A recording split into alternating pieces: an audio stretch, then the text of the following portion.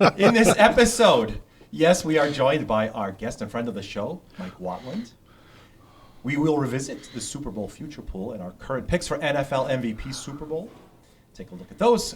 Carve out the NFC West one more time before we dive into week number 13. Coming right up. It's time for the Bookie and the Bettors show, live from Baldini's Casino. Beat the Bookie. Make every bet count. Reno's #1 sports radio show is now on streaming platforms. Now, introducing the Bookie, Rob Kowalski, and the Bettors, Randy Weig and Nick Schulte.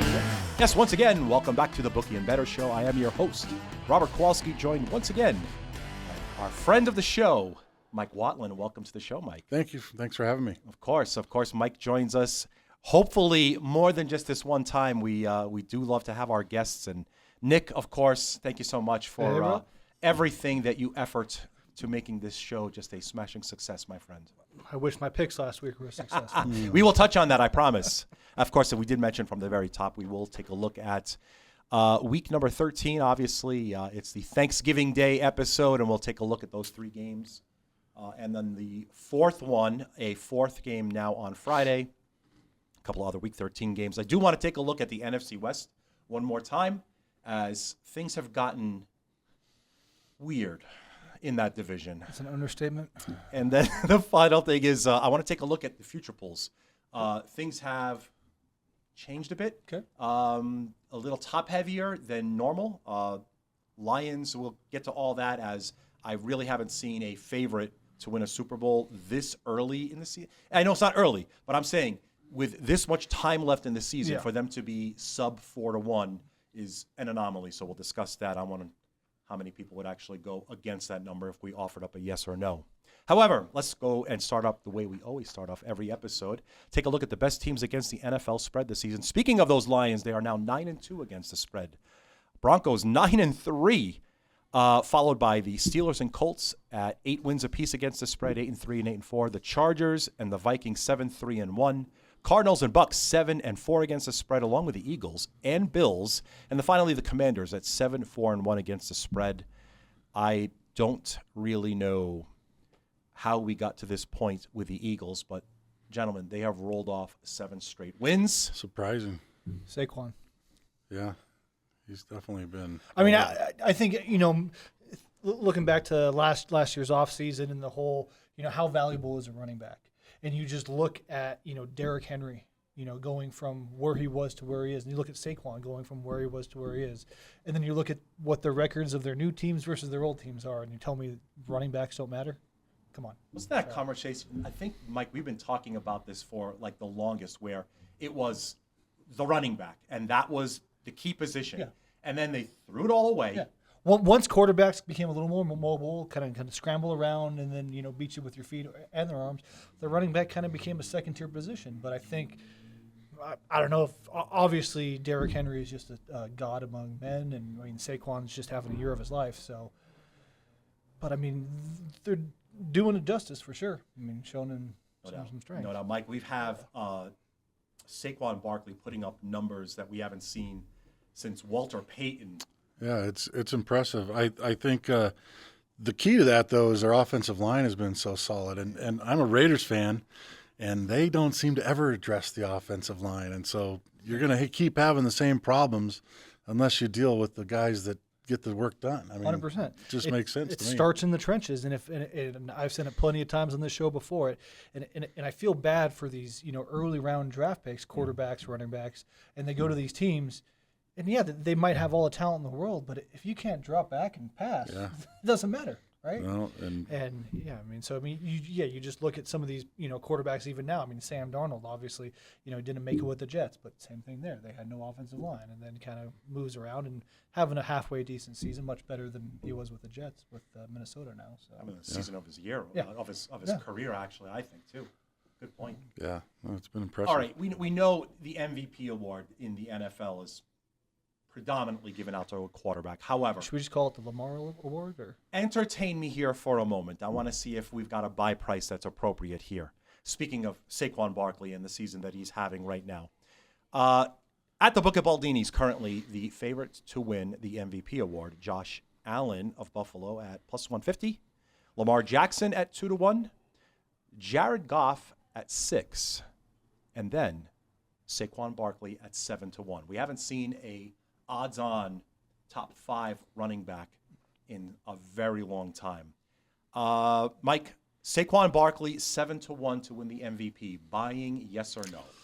Man, if the way he's come on late, I think that's a good bet. I mean, I got in on Love at the beginning of the year, and then he got hurt early, and that kind of hurt my chances. And they're winning games, but not necessarily in an impressive way in his fashion. But I think that's a great bet. I mean, to get your money back, you might as well go for a number that makes sense.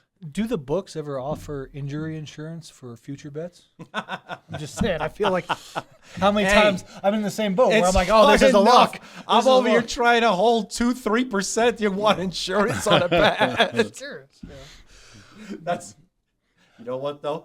I can't ever blame you for asking. That's actually very impressive. I've seen gambling Twitter. I'm going to call Twitter forever.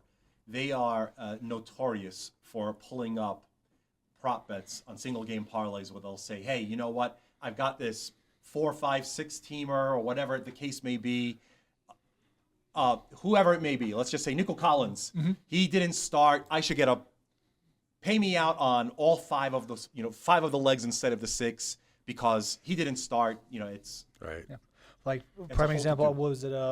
Must have been the Monday night game because I had Lamar anytime touchdown. Yeah. I had Andrews anytime touchdown, and then J.K. Dobbins anytime touchdown. Oh no! So I would have hit it. Well, maybe but Dobbins without. But that's one of the problems you get with future bets, and some of those players get hurt, kind of kills your bet real quick. But Mike, have you dabbled in this micro betting? Yes, I actually like it because I got into it during baseball season, and it's fun to sit there and think, well, they're going to get home runs in the same game eventually, and it's going to pay pretty well. But Ohtani was going off at ridiculous numbers. It's like a home run's still a major deal. I mean, it's crazy. So I do like it. I like it in football because I haven't been able to hit these other bets, and so I've been hitting Lamar to score a touchdown or, some of the guys that I think have a good favorable matchup, So it's been keeping me in it. Yeah, and there's other smart ways you can do it, too, to kind of give you I know there's another book that calls it odds boost, but you can kind of do it yourself where it's like, hey, if I'm going to take Zay Flowers touchdown and Andrews touchdown, now I can also go in and take Lamar Jackson over 1.5 passing touchdowns because if the other 2 hit, I'm going to hit that one as well, so I get an extra plus 300 probably out of that because I'm parlaying it three together, so it's free money or free odds. Yeah, no, I love doing that in games like the Super Bowl where you got just I think what's the tight end for Kansas? Kelsey. I mean, he was over every flipping game in the playoffs last year, and on receptions he was getting 12, 13 catches What a happened game. to this season? I know. He's too much loving or something. I don't know what it is. Wait a second. I've heard that on other episodes of our show. Nick, I didn't get your MVP award selection. Well, I love the 7-1, but I like keeping my money. So, I mean, the quarterback's going to win it. So the no. Could you tell me? Yeah. Well, what's the price on that? Minus 1,000, of course. 1,000 to win 100. Easy money, right? That's 10%. That's all you're getting. It's the best market rate you could find. I don't think there's been an exceptional play this year by any quarterback either in terms of like a walk-away winner. So I think that's not a bad number for that. It's going to eventually go to whoever makes their way deep into the playoffs, of course. The problem with that, though, is if he just has one game where he doesn't score a TD or if he goes like sub-100, then he's out.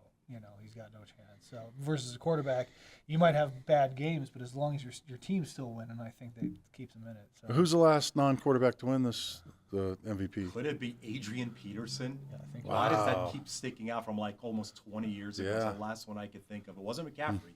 No. It was way before then. Has a defensive player ever won it? I think I got to go way back and like I don't pre-NFL days. I don't know. Whenever it was the league. Got to knock on Randy's door. Probably could tell us. Yeah, where's the his, White 4000? The White 4000 can figure it out for us. Right. All right. How about this one? A little bit more talking about the quarterbacks and the position, of course, that they control and how much they mean to their team. let's look at it from another way.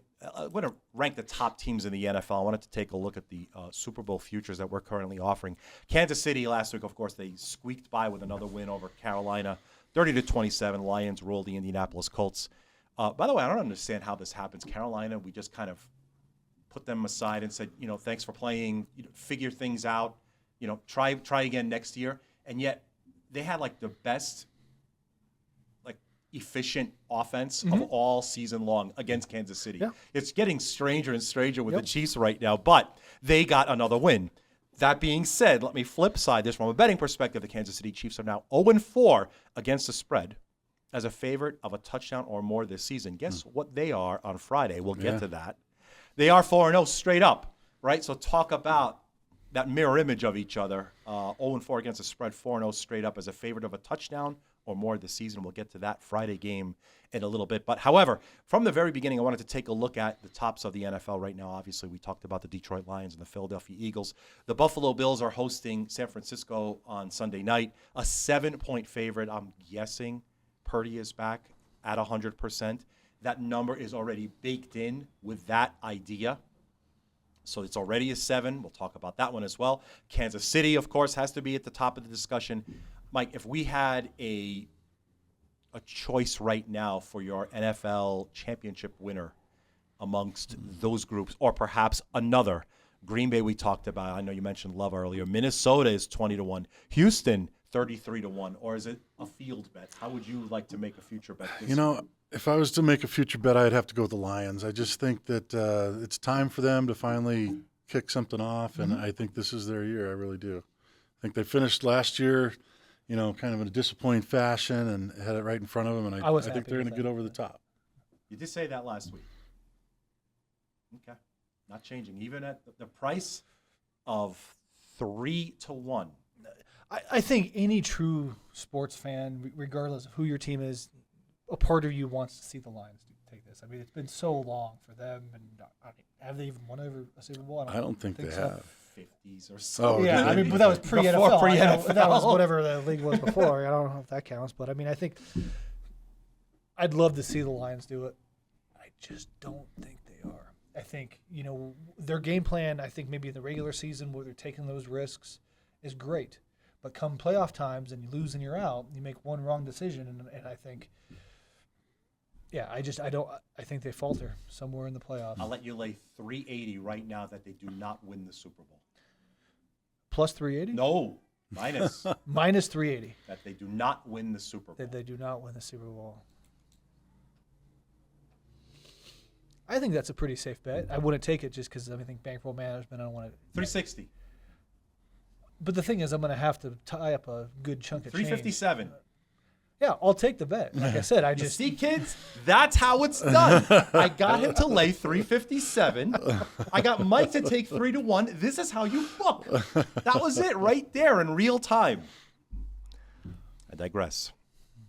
A little bit of a deeper dive. I wanted to take a look at the NFC West. Take a look at the results here of how everything worked itself out. Seattle, 6-5, along with Arizona. So Seattle is now your division winner, simply by tiebreaker. The LA Rams are 5-6, and the San Francisco 49ers are 5-6. We harped all season long about this treacherous schedule. Treacherous? There. Easy enough for me to say. Schedule that the San Francisco 49ers are going to be put up against. It has proven to be true. It is absolutely brutal, and it's not getting any better. Nick, in Buffalo, a 7-point dog.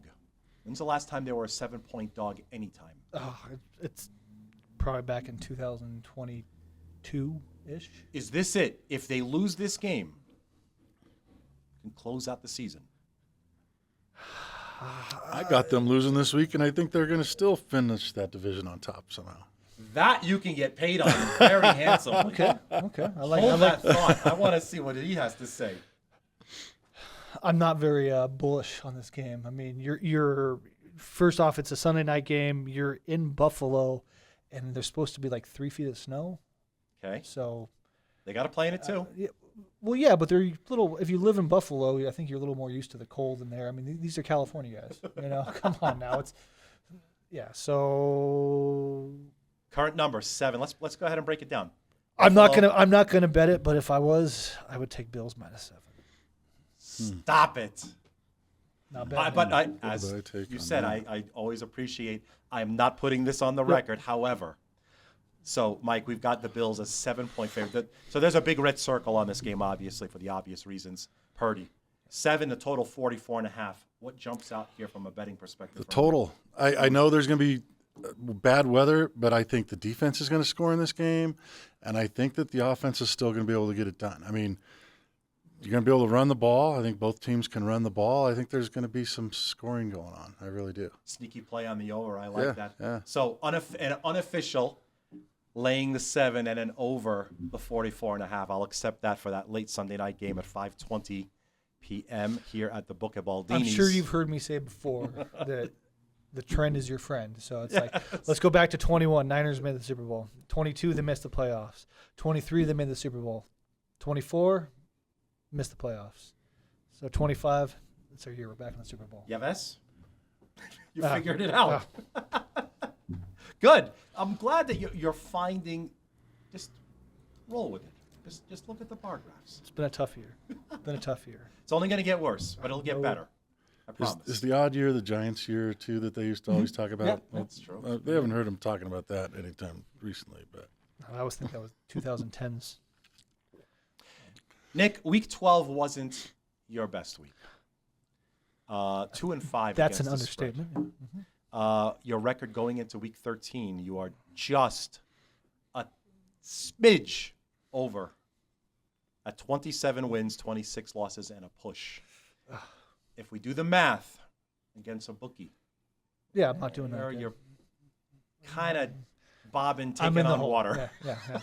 Time to hit some parlays. you know how to get out of that. I didn't say it. I did not say it. Just bet more. Exactly. Just bet more. Okay. Double up. Actually, you're right. There were a couple of positions where you took alt spreads on that I should have gave you like an extra star, or at the very least a half point more. Let's take a look at these Thursday games to start off the very top. Mike, let's go with the Bears and Lions. So this game opened up 9:30 a.m. By the way, here at the Book at Baldini's, we opened it up 10, a solid 10, actually a 10.5 for a quick minute against the Chicago Bears. However, it dropped down to 10, then 9.5, total 47.5 as St. Brown has come up on the injury report with a knee injury. So we know about their record against the spread. We know about the Bears and their cursed season, and this seemed to be just not really doing as advertised. How do you see this game playing out from a betting perspective? I think the Lions will win, and I think they'll cover. I think that the Bears are really weak, and I think that they've seen some promise in their quarterback last week. They were excited about it. I didn't see what I'm hearing. I watched that game, and I don't think that I agree. I just think that the Lions are due to win on Thanksgiving. From what I hear, they haven't won in a while, and I think this is their day. Yeah, we brought that up before the show real quick. When was the last time did they win on? Do you have that handily available? I can. Yeah, they were talking about it on the trend radio is your show friend. today. When we look at things from a betting perspective, Nick, obviously, as I'm pulling this up, you don't find too many opportunities where you see a spread this massive on a, I guess, Holiday. on a holiday game, right? So when we look at it from a betting perspective, what's the first thing that jumps out from you? What are you looking to grab points with this many? Are you concerned that it's now only 9.5? Because now you start to get to a fun, efficient number. What are your thoughts there? Well, holidays get a little weird because I feel like typically you get a little more retail bettors coming into the market that maybe they're not betting every week just to kind of get some action on games. So that's going to move the line a little bit. And I think historically, Thanksgiving you always bet you always got to bet the Cowboys and you always got to bet the Lions. I mean it's an American thing. So I think you're going to get a little bit more money coming towards the Lions. It is a little surprising, and I think it's probably that history of when the last time they won on Thanksgiving is we're getting more money now on the Bears, but I think the bookies were spot on, and I think this game will land at 10. And so I think if you can get If you can get Lions minus 9.5, take the Lions. If you can get Bears minus 10.5, take the Bears. If it's sitting at 10, I think it's going to be a push. So what's our current line? Guys, the last 9.5. I'm so sorry. So to answer your question, it's literally smack dab on your number. 9.5. I'm taking the Lions. And when was the last time they won? Were they at the original Thanksgiving? 2016. Wow. Okay, so 8 That years. is quite a while. When a win against the Minnesota Vikings 16-13, and then it's just I guess my next loss question. after loss. Since 2016, how many seasons have the Lions actually been good? 2? Yeah, last year. Good point. Yeah. No, the last year's kind of when Yeah. they Kind of reached turned the around. final Turned around. form. Yeah. Yeah. So very good point. But I think they come out and again, I think your bookies tend to know what you're doing sometimes, and I think you were spot on with putting us at 10. So Would hope so. Next up, the New York Giants are visiting the Dallas Cowboys. This is the 1:30 p.m. game. The Cowboys opened 4.5, but down to 4, 3.5, and then 3 before we finally found some resistance here at the Book of Baldini. So the Cowboys now 3.5, the total 37.5. Nick, 2-9 Giants team.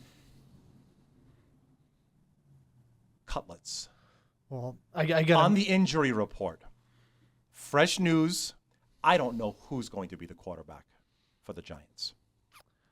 I'm gonna because I got to make up for some of that money I'm losing over here.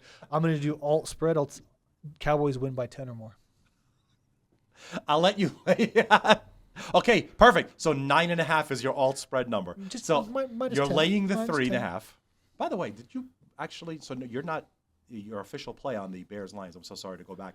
That's not that's a push. You're passing on. No, I'm not. I'm taking Lions minus 9.5 because I think it's going to land on 10. So It will. And exactly. So that's the whole point of why you told me you wanted to have. now, and that's the thing is, I mean, I know the Lions kind of moving all over the place, and I think especially again with that retail crowd on the holidays, we see a little more over the counter action coming in. 9.5 is what you lock in at. Yeah, again, I think if it's at 10, it's probably going to be a push. 10.5, I definitely would take the Bears. Okay. So I'm going to get you here on the Cowboys minus a 3.5 with an alt laying 9.5. Mike, I like it. and any way I could get you to bite on the New York Giants here? I am not buying it on the Giants. I think the Cowboys are due to win at home. I think that the Giants are trying to lose. And I just think that Cowboys got to have a 2-game streak here for once this year and get it going. Yeah, I think after last week, get a little bit of extra momentum, feeling good about yourselves, and it's got to hurt. And like we talked about on the podcast, I think last week, maybe a couple of weeks ago, that the Dallas Cowboys still the only team in professional sports that have yet to win a home game in 2024. So I think that ends tomorrow. So Yeah, I think so. when they blow them out.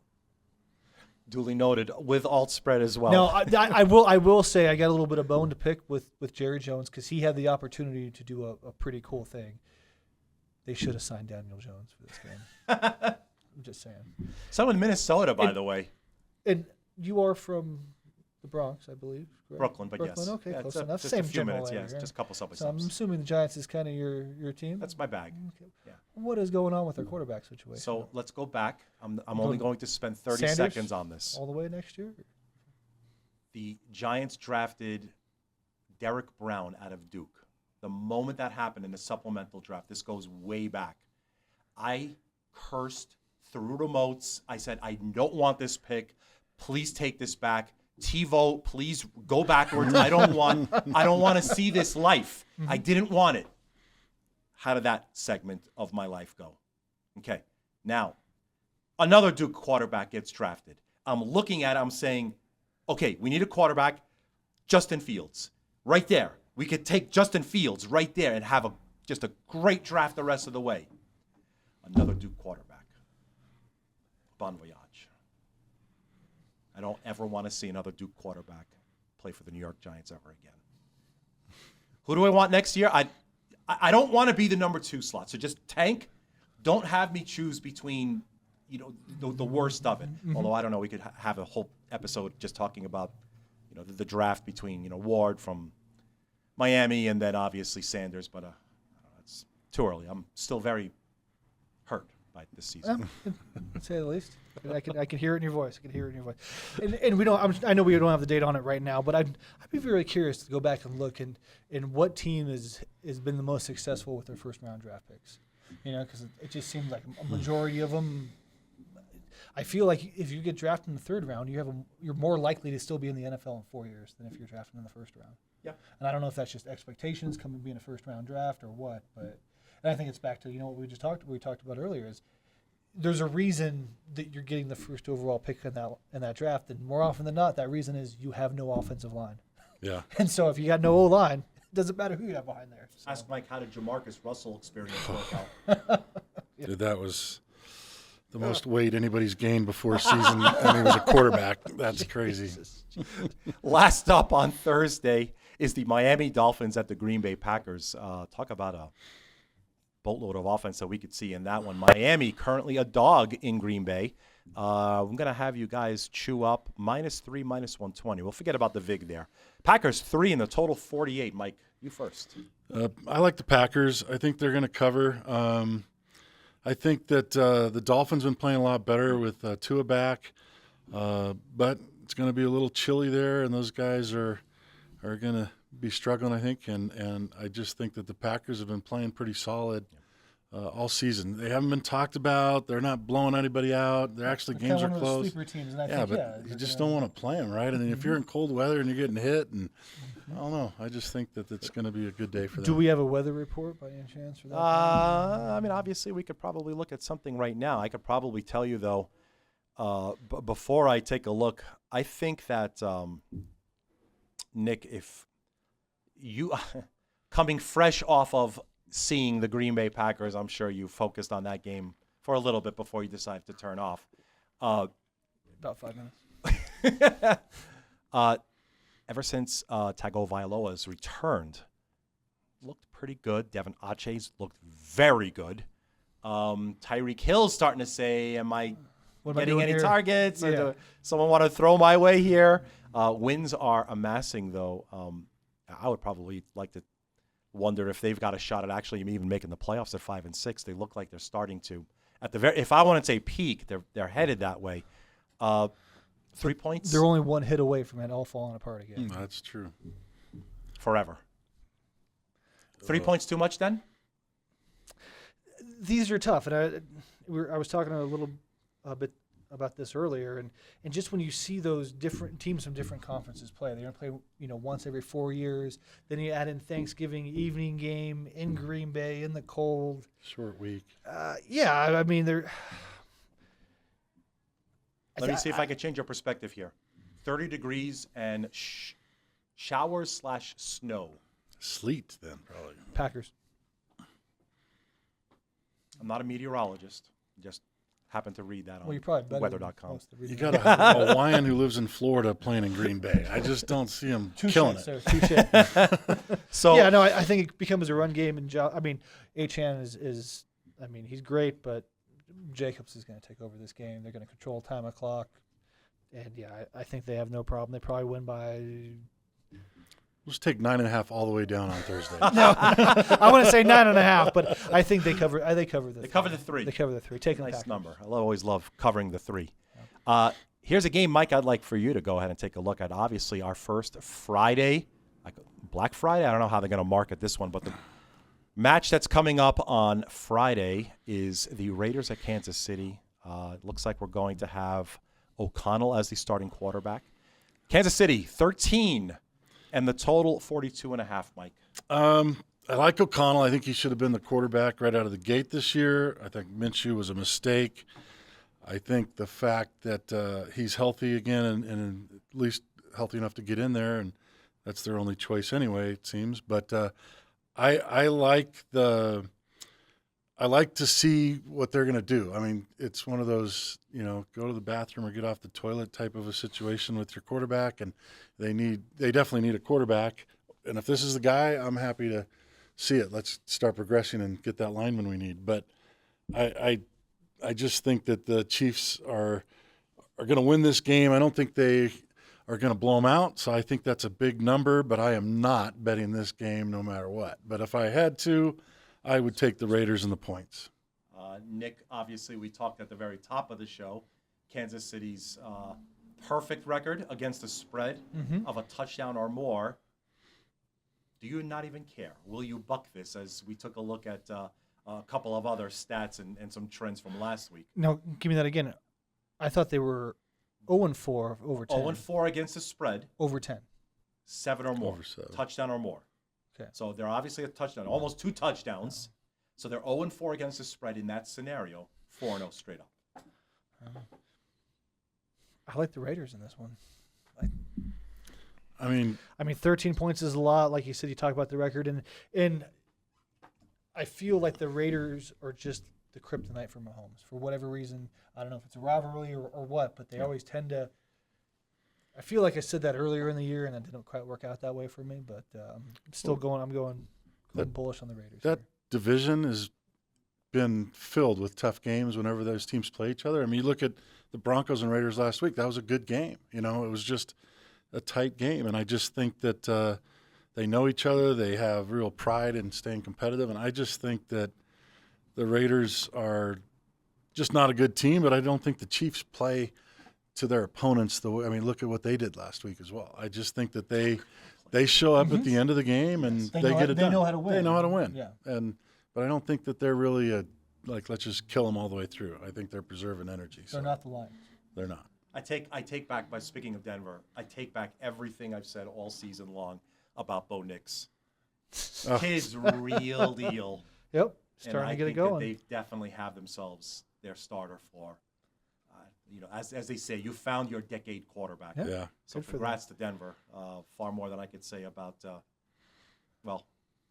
both New York teams that play in New Jersey. From a perspective of a bookie and in a bettor like yourself, what's the difference? Why is Bo Nix so successful in Denver and Russell Wilson couldn't make it work? Just completely different play styles, coaching, calling. I mean, just the way it goes sometimes. If you had to guess why, I mean, any I'm thoughts? surprised Russell Wilson's doing well this year. I've never been a fan of Russell Wilson. I think that he's won games. Obviously, he can throw the ball downfield, but he's never impressed me. He's never scared me. He was involved in what I believe might have been one of the best plays in Super Bowl history when he threw that interception with a minute left. Yes. I also had the Patriots in the over that game, so that interception won me about $500. That one was a helper.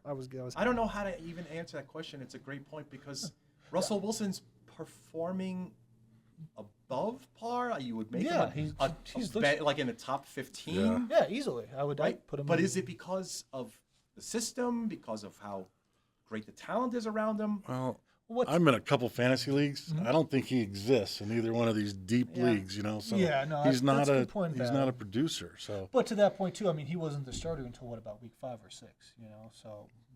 I mean, and I know there was still some question. In a little body of work, whatever, how many games, 8 games or so. And I do think that there is some, I don't call it showmanship. There's some kind of game planning there because I do believe that if Justin Fields starts like 47% of games, or there's some clause that basically Chicago gives them like an additional draft pick or something like that. So I wouldn't be surprised if they sneak him back in there just to get those draft picks. And if it actually ends up playing that way, makes you wonder. Mm-hmm. Sean Payton had some thinking to do about that. Mm-hmm. Very good point. So it's okay. Very good. So Raiders plus the 13. Hope for a close one on Friday. One game that I wanted to focus on finally, and then Nick, I want to ask you if you see anything else. But this game is probably the game of the weekend. The Philadelphia Eagles at 9-2 at Baltimore. Is this a possible prequel Super Bowl? to the Super Bowl? Thank you. Baltimore 3 and the total 51. So Nick, pop quiz.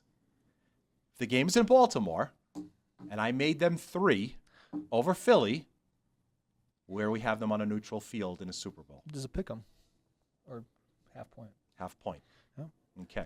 Oh, Ravens! Look at Lamar's record against the NFC. I think he's last I saw 22-1, I believe.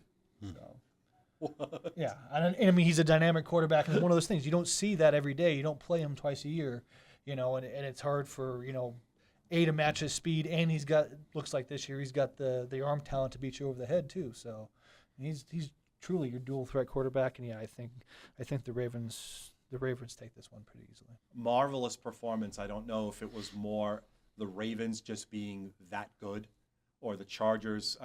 Quentin Johnson just made he's become a meme after dropping the easy pass, but it was Nick. I feel like I might have had something to do with it because the guy that I was playing in fantasy last week had him Monday night, and I was 1.5 points up. I was 1.5 points up. The catch gets you the L. Yeah. Okay. Yeah. That's awesome. And we're getting close to the playoffs too, so I'm like, I got to win out. Seasons are ending. You do have to win out. The weird thing that I find here is that you see the results. Look, Baltimore's having it themselves. One of the seasons where you could say they're Super Bowl bound. Yeah. The Eagles, Mike, however, have won 7 in a row. Absolutely as efficient that they can run. Can I talk you into +7 or better? Ooh, man, +7. I mean, +7 in the Eagles, that would be tough. Since the Raiders beat the Ravens, it's one of our only wins of the year, I was pretty hopeful early on, and then we went and played Carolina at home. I was at that game. And I got destroyed on the pick on that. Oh, my God, it was ridiculous. My last man standing. I just don't know. I think the Eagles are a good team. I think their coach is a little bit gets ahead of himself. I'm going to stay with the Ravens. I think the Ravens cover even with 7, and I think they're solid. Yeah. And if you remember correctly, a good point with the coach. They were talking about him possibly even getting fired. Yeah. Like, week 4 of the season? Correct. I was surprised he made it to the season and through. But, they've definitely turned around. Yeah. And I just kind of thought about this, but you look at the success the Ravens have had with bringing on Henry, and the success now that the Eagles have had, bringing on Saquon. Well, look what the Niners did when they brought on McCaffrey. Yeah. So is that kind of the blueprint of, hey, we got a solid team, we're just missing that one piece, and if you can get that solid, back, maybe is that what you need to get you the next step? So the kind of maybe a bad example, but Houston picked up Joe Mixon. Yeah, no, they're not 8 wins or 9 wins, but 7 and 5. Yeah, they're respectable. They're in the mix to possibly. Exactly. They could still win the division. There's still plenty of time, but you're absolutely right. I do want to continue that particular thread. I want to carry that one into the rest of the season and see just how the resurgence of the running back might just be that as we play into. How do you think Stephon Diggs feels if the Bills win the Super Bowl this year? I would love to see that. Sorry, just talking about Texans made me think. Very ill is probably the way he would have to feel. No, it's true. He from Minnesota to Buffalo and now not to Houston, and watch Buffalo ends up making real noise. Be weird. Nick, I want to give you open forum here. We did get you on many of the prime games. Did anything else jump out from a betting perspective? Yeah, I got a question. I feel, you mispriced the Steelers Bengals. You think the Bengals could win a game? I might be a little higher against than the Steelers. Others. Yes. They're not a horrible team. But they're what, 7-3. Bookie Baldini's has the Cincinnati Bengals hosting Pittsburgh in the 10 a.m. slot. 3 points to better, and the total 48. I'm taking the Steelers with the points all day. I also like the Commanders. I think they're going to kind of bounce back after last week. Yeah, I think so too. Seahawks, if they play the same game that they have been playing as of late, they should easily handle the Jets -1.5, and I like the Buccaneers -6 over the Panthers. You gave out an awful lot there just in your open forum window here. I've got you with the Steelers catching 3. Well, yeah. My question was how does the bookmaker? What are you seeing? There's got to be a trap or somebody not. Yes, it's always the trap, of course. But I do. You remember last week I took the Commanders because weren't they perfect and when they were over 10-point favorites? So I jumped on that bandwagon. You can see how that worked out for me. But I do think they bounced back against the Titans this week, so definitely jumping on them. So you're laying 6, just so you're familiar. Yeah, I'll take the 6. Okay. Seattle, you did mention their spread, however, 1.5 right now. Okay. Again, kind of back to when I was just talking about the Ravens Eagles. Yes. I generally don't like that cross division, but I do think the Seahawks win this game easily. And finally, in the effort of transparency and currentness, Buccaneers are laying 6. I will You're okay with that as well? I'm okay with that as well. Okay. So from the top, then. And how in NFL? I mean, figure it out. I mean, I like the Broncos and Browns, but come on, America wants to see Eagles Ravens on Monday night. So, can't they push somebody out, make this happen? Flex. There we go. That's the word I was looking for. Not this time. You're gonna get what you get. Enjoy your Sunday night slot on NBC. Yeah, you'll be putting up Christmas stuff anyway. You Yep. might as well have a game. Well, we've reached pretty much the very final segment of our show, and things that I love to do the most is always finish with our guest and our 5 burning questions, which is always my favorite part of every time we have a guest on Mike. So, the 5 burning questions that the Book of Baldini's and our bettors here always want to ask are: what's the best sandwich? Ooh, the best sandwich? I got to go with the awful. I mean, Man after Well my own done, heart. very well done. Touche. Put some more comps. my cardiologist isn't watching, is he? Now on sale here at Baldini's Casino. Yes, the awful is back. Okay, number 2. What is the one thing that you own that you really should throw out? Oh. What is the one thing I own that I should throw out? Gosh, I'm a clothes keeper, so I have some clothes that are pretty old that my wife gets mad at me about, so I'd have to go with a brown like jacket shirt that I've had for probably 25 years. I think I have the same one. It's like, it's got to go. It's comfortable. I think that's a guy thing, right? Yeah, of course. Mike, number 3. What is the scariest animal? Wolf eel. I don't know if you've ever seen one, but we caught one deep sea fishing one time. It is the nastiest looking, little devilish looking thing, little pointy ears. And if you look it up on your phone after we're done, you'll know exactly what I'm talking about. It's nasty. Do look up a wolf eel. I can't believe how, I'm not even kidding you. I just saw this anomaly of life just like last week. I'm like, what is this and why am I finding out about this right now? And here you are mentioning it. Oh, yeah, you know what I'm talking about. I saw it on the internet. Yeah, I don't know how it got in my feed, but I saw a wolf eel. I'm like, get this thing off my screen. And that's reason 7,321 why Nick doesn't go in the ocean. I was ready. We caught the boat, and they're putting it in a sack, and I'm like, just throw it No, over, show man. them. I Don't don't care how good it tastes. All right, Mike, we're almost there. Number 4, window or aisle? Oh, always the aisle. Always the aisle, man. I'm a all torso guy, and the window is shorter, if you ever know. So I have to be in the aisle. My elbows don't appreciate it, but I'm right there with you, bud. Okay, last one. This one's a little bit more complex. You only get to listen to one song for the rest of your life. What is it? It's got to be an AC/DC song. Probably Thunderstruck. Great song. Touche. We don't score these, but I feel like that's good. Kind of been a perfect score for answers there. I mean, he was right on. Perfect way to end the show if I could talk our producer Chris into ending it with that, even if it is for a few segments. We all know how it goes. All right, that's it, a wrap. Thank you again so much for joining us here at the Bookie Bettors Show. Hope you have a wonderful holiday. And, of course, as you could always possibly remember, do like and subscribe if you see what you like. And see you again next time. Take care now. Thanks, guys. Happy Thanksgiving. Thanks for having me. Thank you for listening to the Bookie and the Bettors Show. Don't miss out. Subscribe now and be the first to know when new episodes drop. Hit that subscribe button and join us.